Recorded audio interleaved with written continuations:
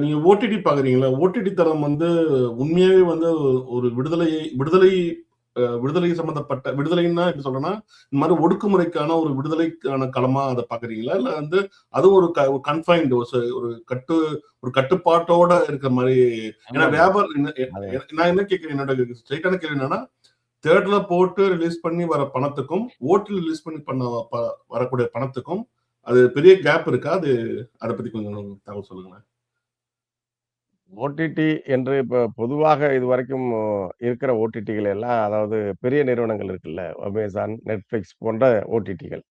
இது ம். வந்து இது இந்த மாரியான புறக்கணிக்கப்படுகிறது சின்ன படங்கள், சிறிய தயாரிப்பு படங்கள் அப்படிங்கிறதுக்காக நாமளே அதுக்கான மாற்றா ஒண்ணு உருவாக்குவோம் என்று இங்க இருப்பவர்கள் உருவாக்கிய ஒரு அதிலேயுமே பாகுபாடு இருக்கு. இப்ப ஓ! அப்படியா? Amazon போன்றோ, Netflix போன்றோ இத சொல்ல முடியாது இல்லையா? அப்ப இது போய் சேருகின்ற இதை பார்வையாளர்கள் இதற்கு இருக்கிற பார்வையாளர்கள் ஓடிடி தளத்தின் அசுர வளர்ச்சி எப்போது? இந்த கொரோனா பெருந்தொற்று காலத்தில் தான் மிகப்பெரிய அசுர வளர்ச்சியை இந்தியாவில் அடைகின்றன. ஆமா. ஆனால் அவர்களும் யார்? அவர் பெருமுதலாளிகள் தானே அவங்க. அவர்கள் இந்த இந்திய அரசு என்ன கட்டுப்பாடுகள், நிபந்தனைகள் விதிக்குதோ அதற்கு உட்பட்டு தான் அவர்களும் நடக்கிறார்கள். நீங்க இந்த படத்தை நேரடியாக ஒரு பெரிய நிறுவனத்தில, ஓடிடி தளத்தில எடுக்கவோ, அவர்களிடமிருந்து நிதியுதவி பெற்று படத்தை எடுக்கவோ முடியாது. ம். ஃபேமிலி மேன் என்று ஒண்ணு எடுத்தார்கள் இல்லையா? ஃபேமிலி மேன் ஆமா, எடுத்தாங்க. பார்த்திருப்பீங்க. ஆமா, ஆமா. அது எடுக்க முடியுது. அது போராட்ட இயக்கத்துக்கு எதிராக அதுல காட்சி வைக்க முடியுது. அத செய்ய முடியும். இப்ப உங்களுக்கு நீங்க கேட்ட கேள்விக்கான அந்த வேறுபாடு இங்க புரியும்னு நெனைக்கிறேன். அவர்களும் அப்படித்தான் இருப்பார்கள். அது ஒண்ணும் திரை சு திரை படைப்பாளிகளுக்கான ஒரு பெரிய விடுதலையை குடுக்கிற ஒரு களமாக இல்ல. கிடையாது. எல்லா ம். படத்தையும் அவர்கள் வாங்கி விடவும் முடியல. ஏன்னா, படம் இன்னொரு முக்கியமானது. அது மெயின் ஸ்ட்ரீம் சினிமா என்று சொல்லுவோம். இப்ப இது சல்லியர்கள் எடுத்துக்கொண்ட கதையின் அடிப்படையில, எடுத்துக்கொண்ட கதையை தெளிவாக கிடைத்த வாய்ப்புல சரியான அளவுல சொல்லியிருக்காங்க. இல்லையா?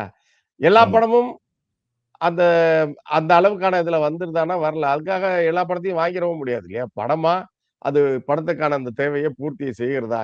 இலக்கணத்தை அப்படிங்கிறது அடிப்படையிலயும், இந்த படம் பூர்த்தி செய்திருக்கிறது. குறைந்த செலவுல எடுக்கப்பட்ட கதையில விலகாம, அழகாக அது வந்து மக்களுக்கு அதை கடத்துகிறது என்கிற அடிப்படையில், இந்த படம் புறக்கணிக்கப்படுவது தான் மிக முக்கியமான கவனத்துக்குரிய கேள்வியா இருக்கு. இப்ப இதற்கு முன்பு கூழாங்கல் என்று ஒரு படம் வந்தது. ம். கூழாங்கல் என்பது இது போன்ற அளவுல எடுக்கப்பட்ட ஒரு படம் தான். ஆனால் அது சர்வதேச திரைப்பட விழாக்களுக்கு சேர்க்கப்பட்டு, அங்கு அதற்கான அங்கீகாரத்தை பெற்ற பிறகு அதற்கு ஒரு வணிகம் உருவானுச்சு. அது கூட திரையரங்குல வரல. இல்லையா? உண்ம. அப்ப அது அந்த தளங்கள் வேற. அப்ப உலக அளவிலான திரைப்படங்கள், தரமான திரைப்படங்கள் என்பது மிக அழகாக அங்கு வாழ்க்கையை பதிவு செய்வதா தான் இருக்கிறது. அந்த தரத்திற்கு இன்னும் தமிழ் சினிமாவை எடுத்துக்கு செல்ல முடியாமல் இந்த தடைகள் இருக்கின்றன. மலையாளத்தில அருகில் இருக்கிற மலையாளத்தில, கேரள மாநிலத்தில நல்ல திரைப்படங்கள் எடுக்கிறார்கள் என்று இங்க இருப்பவர்கள் கொண்டாடிக் கொண்டே இருப்பார்கள். ஆமா. ஆனால் சல்லியர்கள் போன்ற படங்கள் வந்திருக்கும்போது, அதை கொண்டாடுவதற்கு தமிழ் ஊடகங்களோ, தமிழ் இது தொடர்பான திரையுலகம் தொடர்பாக இருப்பவர்களோ கூட இதற்கு ஆதரவு நிலையை கொடுக்கவில்லை. புரியுது. அமைப்புகள் உட்பட. இங்க திரைத்துறைக்குன்னு இயங்குகின்ற அமைப்புகள் உட்பட, இல்ல தமிழ் ஈழத்திற்காக நாங்கள் பேசுகிறோம் என்று சொல்லப்படுகின்ற இன்னும் பல அமைப்புகள். நாம் தமிழர் கட்சி இதற்கான அ அறிக்கையை கொடுத்திருக்கிறது. ஆதரவை தெரிவித்திருக்கிறது. வேல்முருகன் அவர்கள் தெரிவித்திருக்கிறார்கள். அதைத் தவிர மற்ற அமைப்பினர் கூட இந்த படத்தை பற்றி இது வெளியாகாமல் இதுக்கு தடை ஏற்படுத்தப்பட்ட பற்றி யாருமே கவனிக்கல. ஏனென்றால் புரியுது. எதுக்கு இது சொல்ல வரேன்னா, திராவிடம் என்கிற அந்த ஆக்டோபஸ் வந்து எல்லாவற்றையும் எப்படி வந்து விழுங்கி இருக்கிறது என்பதற்கான சான்று தான். அதோட தொடர்ச்சியான விளைவு தான் இந்த சல்லியர்களுக்கான இப்படியான ஒரு புறக்கணிப்பு நம்ம மண்ணிலேயே நிகழ்கிறது. இல்லன்னா இந்நேரம் நெறைய படங்கள் 2009க்கு பிறகு நெறைய திரைப்படங்கள் வந்திருக்க முடியும்.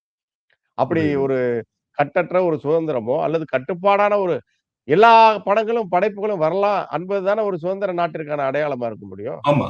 உண்ம. ம், ம். அது இல்லையே. ஜனநாயகம் என்று சொல்லிக் கொள்வார்களே தவிர, அப்படி ஒரு ஜனநாயகம் இல்ல. படைப்பு உலகுல கூட. புரியுது.